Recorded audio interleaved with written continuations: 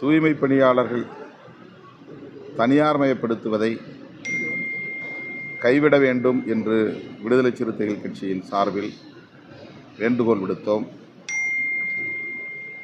முதலமைச்சர் அவர்கள் அதனை ஏற்று அந்த முயற்சியை கைவிடுவதாக அறிவித்திருப்பது மகிழ்ச்சி அளிக்கிறது.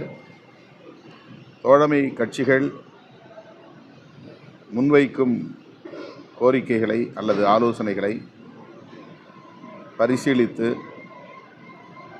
உடனுக்குடன் நடவடிக்கை எடுக்கிற முதலமைச்சரின் பாங்கு பாராட்டுதலுக்குரியது. ஏற்கனவே தன்னுடைய நண்பரும் ஜோசியருமான ஒருவரை அவர் ஓஎஸ்டியாக அறிவித்த போது தோழமை கட்சிகள் சுட்டிக்காட்டியதும் உடனடியாக அதனை திரும்ப பெற்றுக்கொண்டார் என்பதும், மாநகராட்சிகளில் தூய்மை பணிகளை தனியாருக்கு ஒப்படைப்பது தொடர்பாக தோழமை கட்சிகள் சுட்டிக்காட்டியதும் உடனடியாக கைவிட்டார் என்பதும்